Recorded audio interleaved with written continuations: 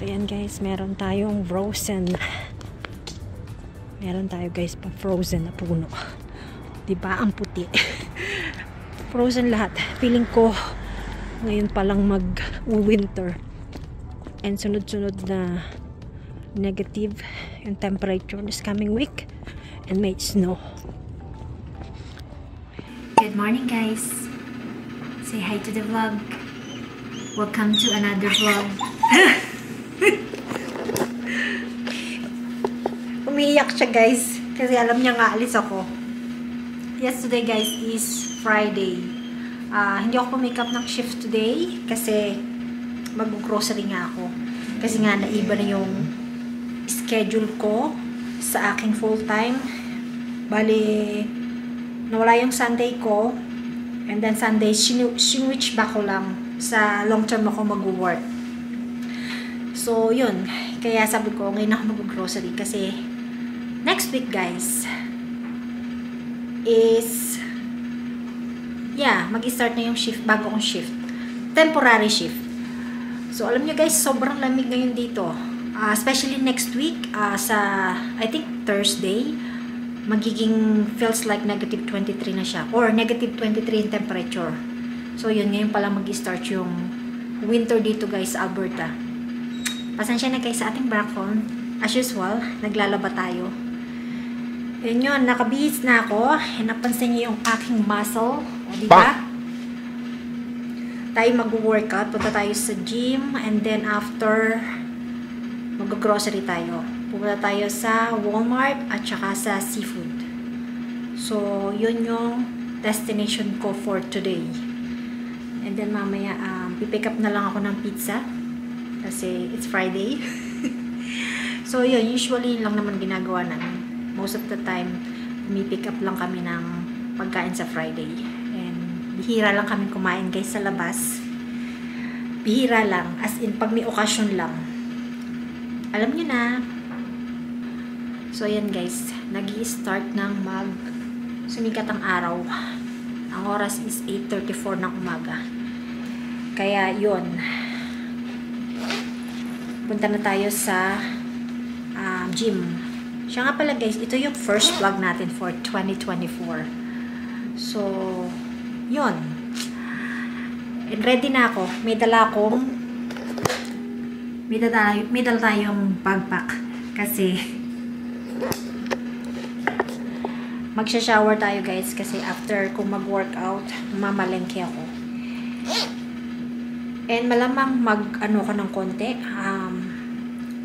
Anong tawag dito? Mag-sauna ng konti. Mga 10 minutes lang naman bago ako mag-shower para makapag-relax.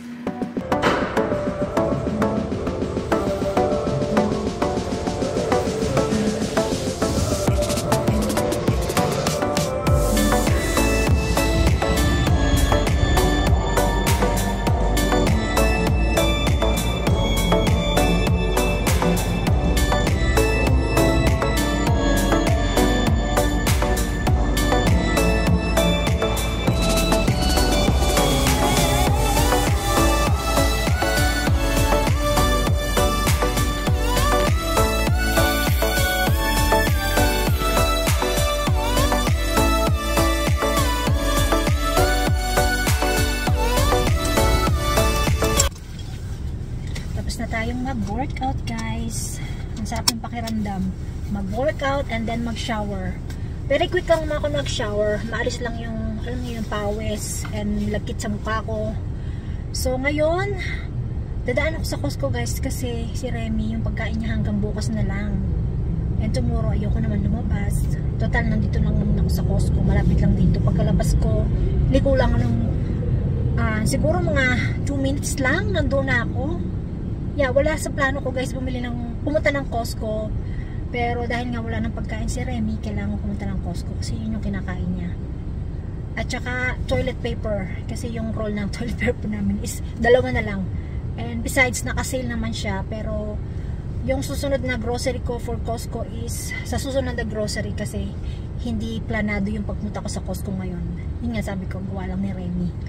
So, yan guys, after nito pupunta ako sa isipin ko pa ako saan mas malapit. Tingin ko mas malapit ang Seafood City dito. Magsi-seafood muna ako and then Walmart.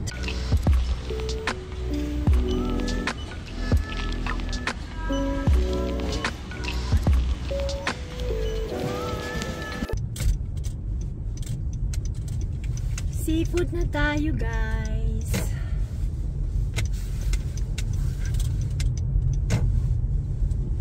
Konti na mamalengke. Gutom na ako, guys. Tom Jones.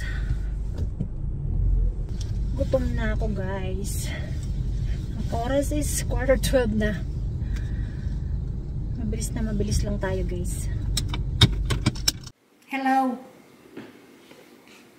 What you doing? Hi, Remy. You happy now? Huh? So, yan guys. Nandito na tayo sa apartment. Nakakapagod mag-grocery guys. Talaga naman. Oo. Talagang kapag nag-grocery ako, kailangan ko talaga day off. Hindi po pwede talaga yung after work. Mapera na lang talaga. Wala akong choice. Kasi nga today, hindi ako pumikap ng shift. Sabi ko, mag-work naman ako sa Sunday. Kaya okay lang. So, yan, hindi ko na na-haul guys yung aking mga kinirocery. Kasi ang gulo-gulo. So, yun. Nagaling ako sa Costco, sa Walmart, tsaka sa seafood. Yung usual lang naman na binibili ko. And yung mga pinamili ko is good for 2 weeks. So, yan guys. Alam nyo kanina, nung nagwo-workout ako, nakakalungkot naman.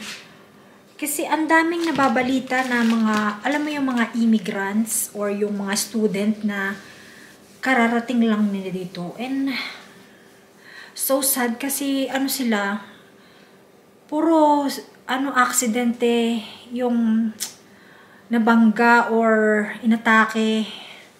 Yun guys, mag-iingat kayo kasi kapag dito ka sa Canada o kahit sa ibang bansa guys, ito sasabihin ko sa inyo, nung bago ako dito, ang in-offer agad sa akin guys, insurance. Kasi, you never know, lalo kapag mag-isa ka dito sa Canada or sa ibang bansa, like, lalo may family ka, or yung mga magulang mo, importante guys na meron kang insurance dito. Kasi you never know, ma-aksidente or magkasakit. Yeah. Kailangan yun guys. Kaya wag kayong magdadalawang isip na kumuha ng insurance kapag nandito kayo sa Canada. Kasi kanina, nung nag-workout ako, sabi ko nga, nabanggit ko, yung family na taga-Ontario siya, yung asawa yata, babae, yung wife, na hit and run siya, na aksidente siya. So yun, nakakalungkot kasi family din sila nang dumating dito. Diba? Tapos, kailan lang, nitong last week lang din, nakita ko rin sa balita yon kasi madala ko sa nanonood ng balita ng Omni. Yung mga immigrants, mga international, yung mga updated na nangyayari dito sa Canada, binabalita nila. And yung last week nga, I think 2 weeks or 3 weeks ago, yun namang family immigrant sila. Dumating sila dito as a immigrant. Tapos, nawala yung bagahe, hinanap nung lalaki, yung asawa, which is yung lalaki na inatake sa puso habang hinahanap yung bagahe. Ewan kung tama yung pagkakakwento ko, pero parang ganun yung kwento niya na sa paghanap ng bagahe, inatake na siya. So yun, nakakalungkot lang. Kaya, disclaimer guys, hindi ako ahente ng insurance, pero masasabi ko sa inyo guys, as soon as tumutong kayo dito sa Canada, kumuha kayo ng insurance kasi napaka-importante nun. Lalo yung mga family. Ayun naman, depende naman sa mga plan na gusto nyong kunin and depende yan sa age nyo. Kagaya ng sa akin, merong isa akong insurance na binabayaran, I think 20 years. Yun yung kauna-unahang insurance kong kinuha na 20 years to pay. Yun. And then yung pinakahuli, yun yung insurance na may kasamang investment. So, yun ang maganda. Kaya, yun guys. Pinapayo ko sa inyo guys. Kumuha kayo ng insurance, huwag kayong manghinayang kasi hindi mo masasabi ang kapalaran ng tao. So, yan guys. Ako'y nagugutom na. And maya-maya kakain na kami ng dinner. Yun nga yung nag-order ako ng pizza.